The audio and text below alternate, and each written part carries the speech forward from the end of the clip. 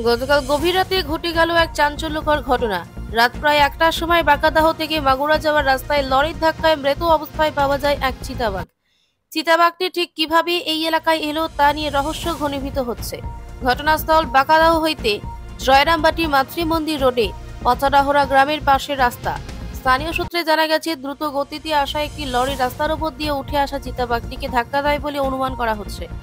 ধারণা করা হচ্ছে ঘটনাস্থলে মৃত্যু হয় বন্য প্রাণীটির।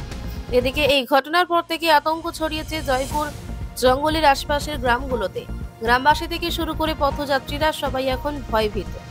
বন দপ্তরের পক্ষ থেকে ঘটনাস্থলে পৌঁছে দেহ উদ্ধার করা হয়েছে এবং তদন্ত শুরু হয়েছে। চিতাবাঘটি জয়পুর জঙ্গল থেকে বেরিয়ে এসেছিল বলে প্রাথমিকভাবে অনুমান। বাঁকুড়া বিষ্ণুপুর থেকে দীপেশ কোলের রিপোর্ট, পিস নিউজ বাংলা। সকাল রাত্রি 1টা নাগাদ বাঁকাদহ থেকে জয়রামবাটি যাওয়ার যে মাতৃমন্দির রোড রাজ্য সড়ক, তার মধ্যে পোচাডহরা গ্রামের পাশেই জঙ্গল লাগোয়া একটি জায়গাতে এই চিতাবাঘটিকে পাওয়া গেছে। এই চিতাবাঘটি মৃত অবস্থায় পাওয়া গেছে। বন দপ্তর রাত্রে এসেই এটাকে উদ্ধার করেছে চিতাবাঘটিকে, এবং সকলে আশা করছে যে এটা লরির ধাক্কাতেই মারা গেছে বাঘটি। খুবই দুঃখজনক। চিতাবাঘ এভাবে সচরাচর আমাদের এইদিকে পাওয়া যায় না। এটা জয়পুর জঙ্গলে লাগোয়া, তো আমাদের এই পোচাডহরার জঙ্গলটা জয়পুর জঙ্গলের সাথে অ্যাটাচ আছে।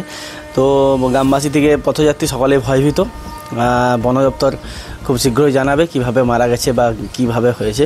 এবং যেহেতু চিতাবাঘটি পুরুষ ছিল এবং আরও একটি চিতাবাঘ থাকার কথা, কারণ সচরাচর চিতাবাঘ দুটো একসাথে থাকে, তো খোঁজ চালাচ্ছে বন দপ্তর। দেখা যাক। ধন্যবাদ। দীপেশ কোলের রিপোর্ট, পিস নিউজ বাংলা, সত্যের পক্ষে, শান্তির পথে।